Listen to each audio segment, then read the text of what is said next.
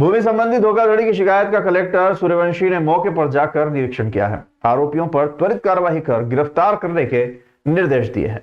हमारे बैतूल संवाददाता सचिन पात्रिकर ने बताया कि बैतूल में जन सुनवाई में प्राप्त रजिस्ट्री के बाद नामांतरण नहीं होने और धोखाधड़ी संबंधी शिकायत का कलेक्टर बैतूल नरेंद्र कुमार सूर्यवंशी ने मौका स्थल दुर्गा वार्ड खंजरपुर पहुंचकर निरीक्षण किया है।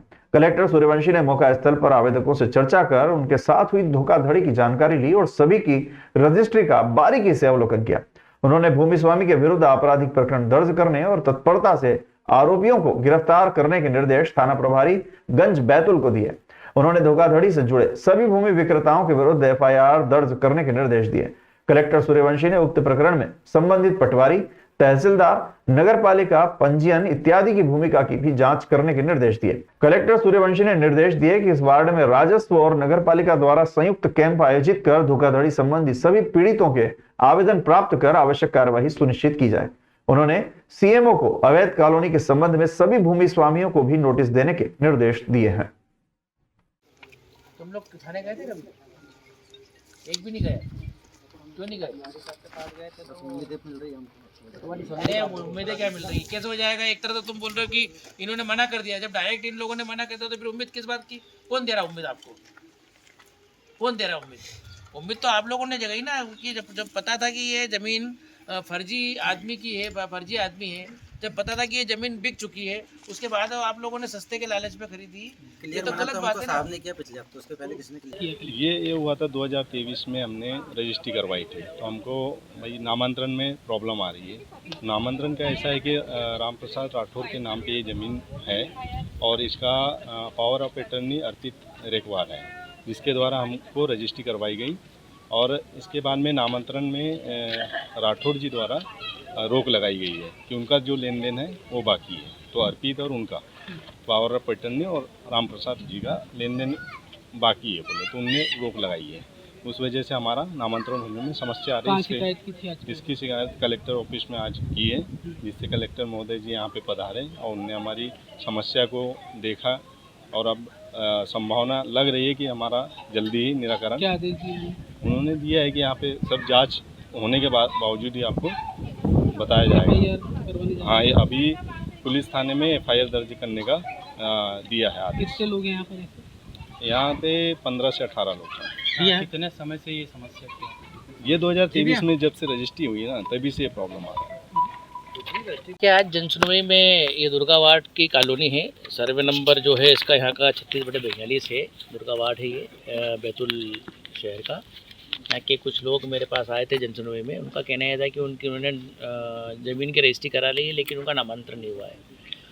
और उसी तहकीकात में हम लोगों ने आज की जो जनसुनवाई थी उसके बाद में जब देखा तो इसमें तहसीलदार ने संभवतः नामांतरण इसलिए नहीं किया है कि एक तो ये अवैध कॉलोनी थी, तो दूसरा यहाँ पे जगह नहीं थी, मतलब स्पेस नहीं थी जितनी जो बेची गई है। संभवतः उस कारण क्या है, तो उसकी भूमिका की हम जांच कर रहे हैं। मौके पे आके इसका हमने मौके पे जांच करना, इसमें पुलिस भी है, एसडीएम भी है, सभी नगर पालिका भी है। तो हमने देखा कि किसी व्यक्ति ने इसमें एक फर्जी तरीके से किसी व्यक्ति का पावर ऑफ अटर्नी बनाया और पावर ऑफ अटर्नी से इसने ज़मीन बेची।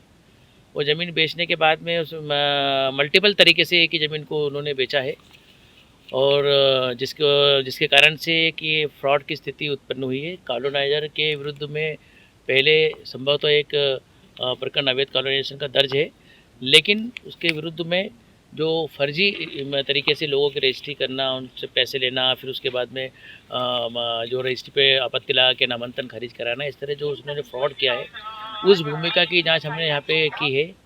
और उस भूमिका के अनुसार हम संबंधित के विरुद्ध जो फ्रॉड का केस दर्ज करेंगे। संबंधित भूमि स्वामी को भी हमने बोला है। इसके अलावा और भी हम कल यहाँ एक कैंप लगा रहे हैं ताकि इस तरह के यहाँ पे कोई दूसरे भी भूमि स्वामी हो तो वो भी आए। ये लगभग 2012 में भी कुछ इसमें घटनाएं हुई है, 2018 में भी हुआ है, उसके बाद 2022 में भी यहाँ पे रजिस्ट्री हुई है। अभी तो यहाँ पे कुछ नहीं हुआ है, सभी कुछ पुराने प्रकरण हैं जिनको लेकर हम आम जन के पक्ष में कुछ कार्रवाई करें। कितना रकबा है सर? इसका जो रकबा है वो लगभग 1 एकड़ ज़मीन है, लेकिन रजिस्ट्रियाँ लगभग उससे डबल रकबे की हुई है, जिसकी जांच पटवारी और आरआई और जो वर्तमान तहसीलदार है उनको हमने सकती है। सर रेवेन्यू के भी कुछ लोगों की भूमिका की भी जांच होगी आपने बताया। हाँ, निश्चित रूप से देखिए ये एक बहुत संवेदनशील प्रश्न है आमजन के साथ में जो ज़मीन का। हम ये देखेंगे कि तत्कालीन समय में पटवारी ने इसमें अगर ज़मीनें बिकी थी तो उनका रजिस्ट्री करते समय उनका कोई वेरिफिकेशन या कोई प्रमाण पत्र या कोई दूसरा नक्शा इत्यादि तो नहीं है। अगर होगा तो निश्चित रूप से वो कल्प्रिट की श्रेणी में आएगा। और ये देखेंगे कि अगर तहसीलदार संबंधित पटवारी ने तत्कालीन समय में जो भी वर्ष 3-4 साल पहले जो भी है उन्होंने इसकी विधिवत रिपोर्ट प्रस्तुत करी है कि नहीं, वो सब चीज़ों को देखा जाएगा। इसमें नगर पालिका की भूमिका को वो भी हम देखेंगे। नगर पालिका के जो वार्ड प्रभारी होते हैं उनको भी हम देखेंगे। तो वार्ड प्रभारी, पटवारी, राजस्व निरीक्षक, सब रजिस्ट्रार, इसमें सबकी भूमिका की हम लोग जाँच करेंगे। और हमने अभी टीआई साहब को निर्देशित किया है कि वो इन लोगों के खिलाफ एफआईआर करें और एफआईआर करके उनको गिरफ्तार करने की भी कार्रवाई करें।